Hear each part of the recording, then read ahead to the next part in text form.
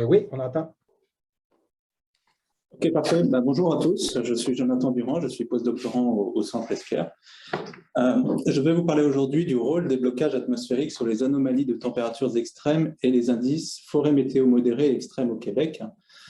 C'est un projet qui est réalisé en collaboration avec le support financier de Ressources naturelles Canada. Alors, au niveau du plan de la présentation, je vais d'abord rappeler quelques notions, notamment les indices de forêt météo et de blocage atmosphérique.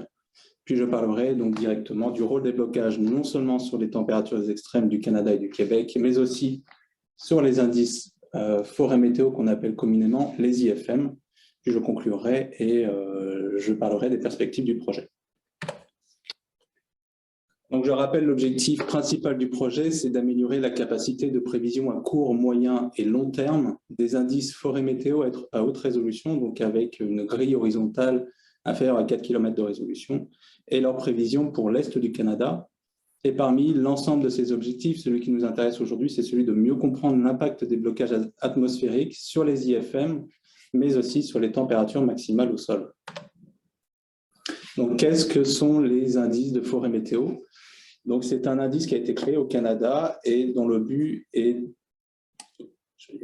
C'est une évaluation numérique de l'intensité du feu. Globalement, ça donne un indicateur sur le risque d'incendie des forêts. Donc, il est calculé en 3 étapes. Et pour cela, on va avoir besoin de certaines variables météorologiques au sol, au midi local, comme la température, l'humidité relative, le vent et la pluie. Ensuite, on va pouvoir déterminer ce qu'on appelle des indices de combustible. Ça représente en gros l'état de sécheresse du substrat. Donc, on va avoir l'ICL qui correspond au substrat le plus superficiel, donc le plus proche du sol. Puis, on va avoir l'indice d'humidité de l'humus qui est un peu plus en profondeur. Et enfin, l'indice de sécheresse IS qui, lui, correspond vraiment à la sécheresse du substrat profond. Donc, une fois qu'on a déterminé ces indices de combustible, et grâce aussi à la variable du vent, on va pouvoir maintenant, dans une deuxième étape, déduire des indices de comportement de l'incendie, qui en gros donnent une indication sur le risque de propagation lorsqu'un incendie est présent. Et donc, une fois qu'on a calculé ces 5 indices, on va enfin pouvoir déterminer l'indice forêt météo. Une autre notion qu'on utilise souvent, c'est ce qu'on appelle l'indice de gravité IG. C'est fonction de l'IFM et ça va nous donner un indicateur sur l'effort qu'on doit apporter pour supprimer un feu qui est déclaré. Donc, pour calculer ces IFM, on va utiliser les réanalyses des RA5 entre 1950 et aujourd'hui. Et donc, pour l'année 2022, nous avons automatisé l'ensemble de ce code pour sortir jour après jour ces cartes d'IFM que je vous montrerai un peu plus tard.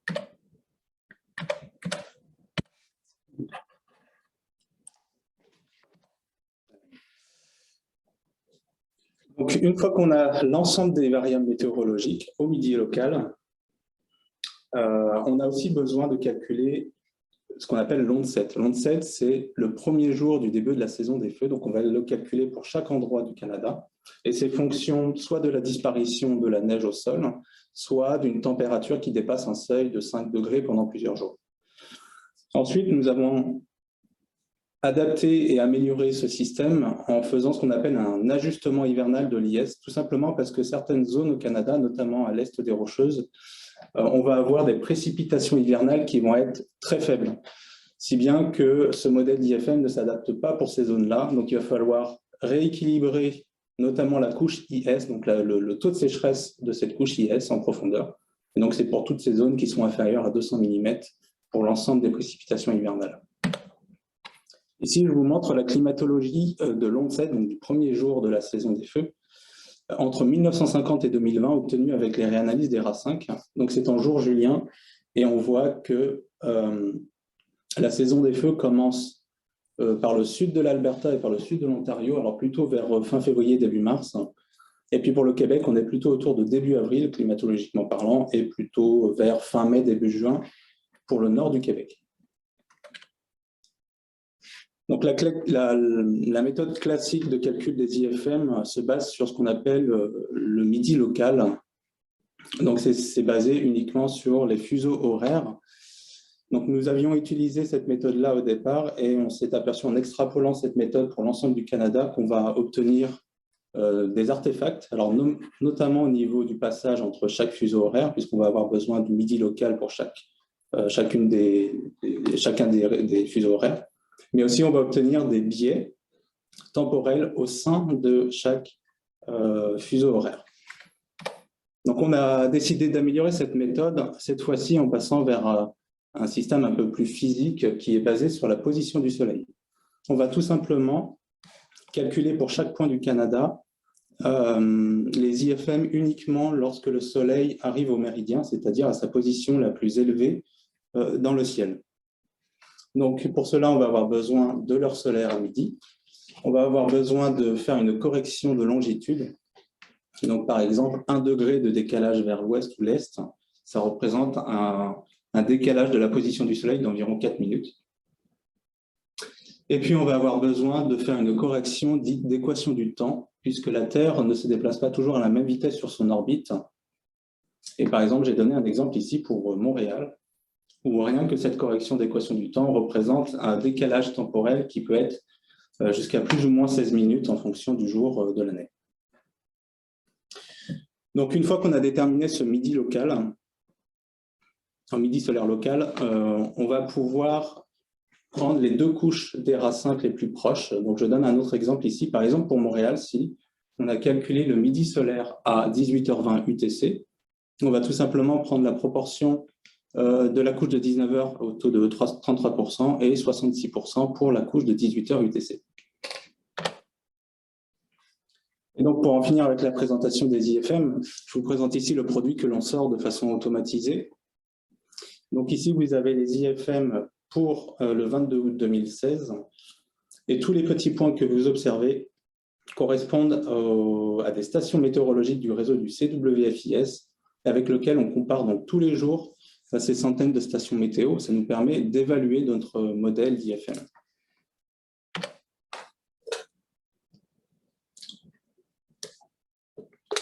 Ensuite, si on passe au blocage atmosphérique. Donc, qu'est-ce qu'un blocage atmosphérique? C'est une situation météorologique dans laquelle le flux normal zonal d'ouest en est est perturbé et supprimé par un flux persistant méridional, donc nord-sud. C'est souvent associé à un système de haute pression qui est persistant, donc qui dépasse 5 jours, mais qui peut aller jusqu'à plusieurs semaines. Et ces blocages atmosphériques sont beaucoup plus fréquents en hiver et beaucoup plus puissants. Par contre, à l'inverse, en été, on a des blocages atmosphériques qui sont un peu plus continentaux. Ici, je vous montre un exemple avec un blocage atmosphérique qui est centré sur le Groenland, qui va, dans ce cas-ci, apporter un temps plus frais au niveau du Canada et du Québec. Donc, les conséquences, c'est une modification de la circulation atmosphérique, si bien en amont et en aval du blocage. Et donc, ça va impacter fortement les conditions météorologiques au sol. Donc, au Centre ESCAR, on a décidé de créer un système pour détecter, mais aussi pour suivre ces blocages atmosphériques. Pour cela, on a utilisé la méthode de Tibaldi et Molteni avec les modifications de Biedermann et de Barrio-Pedro. Cette méthodologie-là nous permet d'obtenir la détection d'un centre de blocage avec une caractéristique, donc dans notre cas, une persistance de 5 jours. Puis, nous avons, au cours de cette année, amélioré ce système en créant un suivi jour par jour, donc non seulement du déplacement de ce centre de blocage qui est détecté, mais aussi de la forme et de l'étendue, ainsi que son intensité. Alors, pour la détection de la forme et de l'étendue des blocages, on va utiliser en fait un seuil journalier qui est fonction de l'écart type, qui nous permet d'obtenir un champ d'anomalie géopotentielle, donc c'est la méthode de Miller-Réal. Et vous avez ici à droite les différents seuils qu'on utilise. Donc nous, généralement, pour nos analyses, on utilise soit le seuil d'un écart type, que vous avez en bleu ici, ou un seuil de 2 écarts types, histoire de resserrer et d'obtenir uniquement la portion la plus forte de ce blocage atmosphérique. Donc vous voyez qu'en hiver, on a besoin d'un seuil un peu plus élevé qu'en été, puisqu'en été, généralement, les blocages sont moins puissants. Donc on va utiliser les données des réanalyses d'ERA5, cette fois-ci à 2,5 degrés, entre 1950 et aujourd'hui. Et ici, je vous montre l'ensemble des centres de blocage que nous avons calculés avec notre code. Donc, on voit qu'il y a 2 pôles. Le premier pôle est ici au nord, le plus puissant est ici au nord de l'Europe. Et le deuxième pôle n'a qu'un peu moins de centres de blocage au niveau de l'est de la Russie jusqu'en Alaska. Et si on regarde ces centres de blocage, plus au niveau saisonnier, on a ici la distribution des centres de blocage en fonction de la longitude pour l'hiver, le printemps, l'été et l'automne. On voit qu'en hiver, on a donc une situation très active en termes de blocage atmosphérique et on a aussi deux forts pôles. Donc vous avez le premier ici, qui est le même ici, qui correspond au pôle européen, et le deuxième pôle ici, qui correspond donc au pôle Pacifique. Au printemps, on a toujours une situation très active, mais on voit que pour le pôle du Pacifique, on a une dissociation ici avec une partie qui va être un peu plus proche de la Sibérie et cette partie-là qui va être un peu plus proche de l'Alaska. En été, on a une situation beaucoup plus calme et on voit aussi que les centres de blocage sont plus homogènes sur l'ensemble des longitudes. Et puis, à l'automne, on a une saison qui devient plus active à nouveau et puis on voit bien la reformation de ces deux pôles, donc européen-pacifique. Et donc ici, je vous montre les produits que l'on sort de façon automatisée, donc tous les jours ici, où on a donc l'étendue de chaque blocage et puis le centre de blocage qui est indiqué par une croix. Donc on va pouvoir sortir aussi toutes les statistiques de l'année.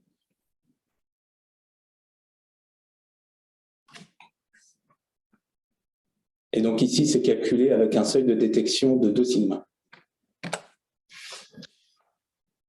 Alors maintenant, quel est le rôle des blocages sur les anomalies de température maximale au Canada, mais aussi au Québec? Donc ici, je vous montre la moyenne saisonnière des anomalies standardisées positives uniquement de la température maximale lorsque l'on a un blocage qui est détecté avec un seuil de 1 sigma. Donc vous l'avez pour les 4 saisons. Et ce qu'on peut voir, par exemple, si on regarde juin, juillet, août, avec un seuil de détection donc, de blocage à 1 sigma, donc un écart type, et lorsqu'il y a donc cette présence de blocage, elles influent sur les anomalies standardisées positives de la température maximale au sol. On le voit très bien notamment à l'ouest du Canada ici, où on va avoir des anomalies positives qui vont dépasser les 1,2. On le voit aussi pour le nord ici du Québec. Et de façon globale, pour l'ensemble du Canada, on est au-dessus de 0,5. Et à droite, vous avez les fréquences relatives, c'est-à-dire le nombre de jours bloqués où on a la présence d'un blocage atmosphérique. Et on voit donc en hiver qu'on a une présence de blocage qui est beaucoup plus forte vers la frontière de l'Alaska, le nord du Canada et le nord du Québec. Et puis en été, on a une situation où on a moins de blocages et les blocages les plus fréquents se trouvent ici près de l'Alaska. On est autour de 6 à 8% des jours. Maintenant, si on fait le même travail, mais cette fois-ci avec un seuil de détection de 2 sigma, donc on va uniquement garder la partie la plus forte du blocage atmosphérique. On voit pas pour juin, juillet, août que cette fois-ci, on a des anomalies standardisées positives qui dépassent les 2 pour l'ouest du Canada, mais aussi pour une grande partie du Québec. Et pour l'ensemble du Canada, on est au-dessus de 1,5. Et cette fois-ci, en fréquence relative, on voit qu'on a, cette fois-ci, avec un seuil de détection de 2 sigma, beaucoup moins de blocage atmosphérique, mais ça représente quand même plusieurs dizaines de jours. Ensuite, ici, je vous montre la fréquence relative la fréquence relative de jours lorsque les anomalies standardisées sont positives. Donc, tout simplement, pour prendre exemple, pour juin, juillet, août, ici, cela veut tout simplement dire ici pour l'Ouest canadien qu'on est à peu près à 90%, c'est-à-dire qu'on a 9 jours sur 10, lorsqu'on a un blocage avec un seuil de détection de 1 sigma, on va avoir 9 fois sur 10 des anomalies standardisées positives de la température maximale. Et cette fois-ci, quand on passe à 2 sigma, donc on garde vraiment encore une fois la partie la plus puissante du blocage, on va dépasser facilement les 90%, donc si bien dans l'ouest du Canada, mais aussi une grande partie du Québec.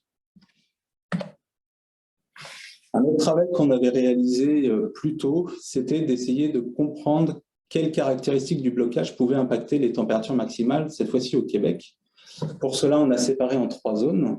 Donc, vous avez le cluster numéro 2 ici, qui est centré sur le Canada et en particulier sur le Québec. Le cluster 1 qui est au centre de l'océan Atlantique. Et le cluster 0 qui correspond à la partie ouest de l'Europe. Donc, en fait, quelles caractéristiques comme la durée de blocage, l'intensité ou la proximité du centre de blocage va impacter les températures maximales? 5 minutes, Jonathan. D'accord. Ici, on a la durée du blocage pour les 3 clusters. Donc, vous avez le cluster 2, le cluster 1 et le cluster 0.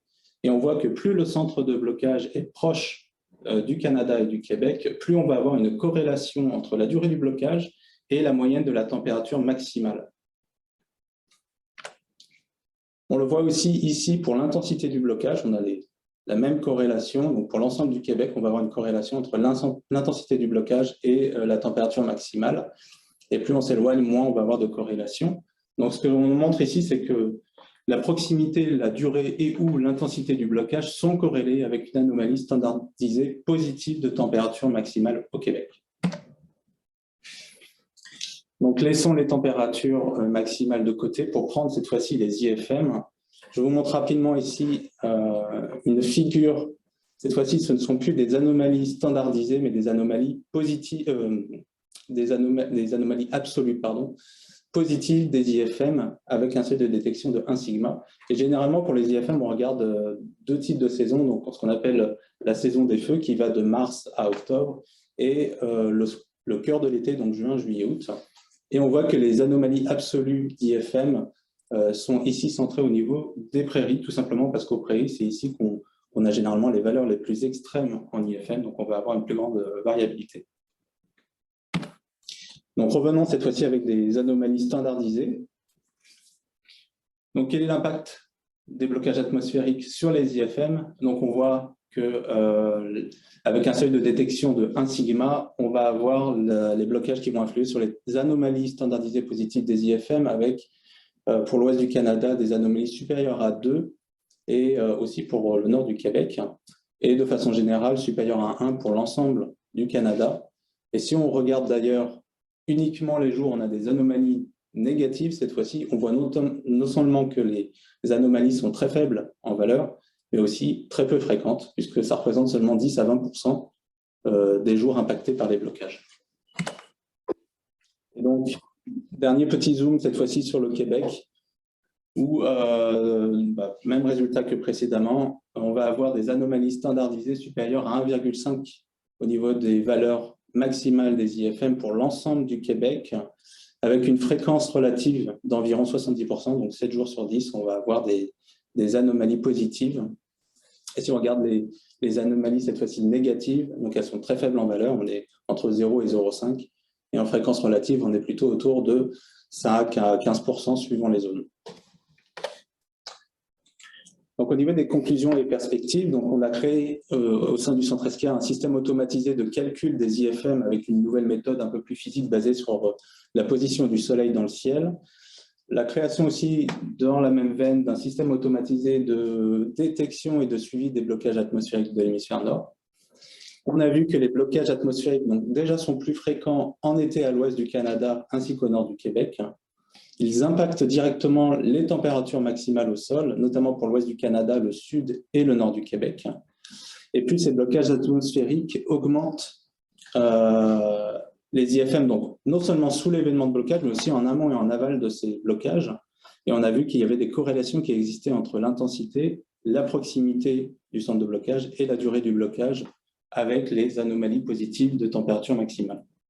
Et donc, les prochaines étapes, ça va être d'automatiser ces blocages, cette fois-ci à partir du système GFS, d'évaluer la prévisibilité des blocages vis-à-vis des IFM, donc notamment au niveau d'informations probabilistes sur l'occurrence et la sévérité, d'identifier les niveaux de risque basés sur les impacts sur les feux, donc encore une fois l'occurrence et la sévérité, et puis de façon globale, améliorer la connaissance des risques de feu selon la région, puisqu'il va y avoir on a une grande variabilité au sein du Canada.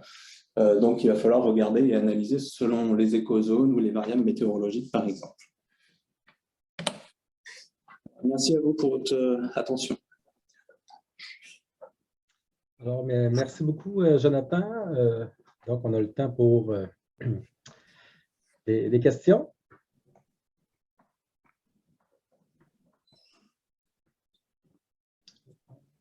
J'ai vu, oui, Thomas. Merci, Jonathan, pour la présentation. Un travail énorme. Bravo pour la quantité de travail. J'ai peut-être manqué une carte ou deux, mais je m'interrogeais sur la trajectoire, sur l'évolution dans le temps. Vous avez couvert 70 années, mais est-ce qu'il y a une évolution du nombre de blocages, de par année, par exemple, puis de leur relation avec les journées, les sigmas là, dont tu présentais? Est-ce qu'il y a une évolution dans le temps des relations? Bonne question. Je peux répondre en partie. Ouais. Mais c'est qu'en fait, si on considère vraiment je prends la parole, si on considère en fait, les liens entre les événements de blocage puis les anomalies de température d'IFM, ce qu'on a montré sur la partie du Québec, en fait, on avait travaillé avec une ancienne méthodologie. Une ancienne méthodologie pour calculer, pour identifier ces événements de blocage-là. Puis, il me semble bien on n'avait pas travaillé sur les tendances à proprement dit, mais maintenant, avec la nouvelle méthodologie qui a été développée en outre par Jonathan, là, on est justement en plein là-dedans en train de recommencer les analyses qu'on avait faites préalablement. Puis justement, ce travail-là pour voir justement les tendances dans le temps vont être réalisées. Puis on risque d'avoir aussi des informations plus pertinentes au niveau de l'intensité du blocage puis de la durée, étant donné qu'on a aussi des nouvelles façons, une méthodologie qui est améliorée là, pour justement identifier les caractéristiques des événements de blocage. OK, parfait. Donc, c'est dans les plans de regarder la trajectoire. Je t'enverrai, on a publié un papier, Thomas, où on avait fait avec des réanalyses qui couvraient tout le XXe siècle. Il n'y a pas de tendance marquée, à part dans certaines saisons. Pour la présence de blocage, si ma mémoire est bonne, c'est en automne qu'on avait des changements majeurs, mais je t'enverrai l'article publié l'année dernière sur justement une série de 110 ans de blocage. Puis comme dit Clémence, on est aussi en train de refaire le travail avec la nouvelle méthodologie, notamment l'intensité, parce que ça se pourrait que l'intensité dans certains secteurs ait changé, mais il va falloir qu'on fasse une analyse complète des séries temporelles. Ouais. Parce que j'imagine que même s'il n'y a pas de tendance significative dans l'augmentation du nombre de blocages, peut-être que le fait qu'il soit plus rapproché dans le temps, ça peut jouer sur les températures et les facteurs de risque. Là. C'est parce qu'on le sait tous, on a une augmentation des températures sur la plupart du Canada, notamment dans certaines saisons. Ça se peut que ça n'est pas relié, oui, avec des blocages, mais à certains phénomènes aussi d'intensité qu'il va falloir qu'on regarde. La nouvelle méthodologie de Miller et al. Va nous permettre de faire ce travail-là. Parfait, merci.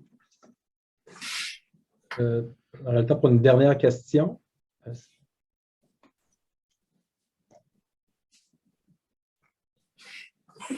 Je ne vois pas de main levée. Alors, merci, Jonathan, pour la présentation. Et donc, on va passer maintenant à Clémence Benoît, qui donc est une suite logique qui va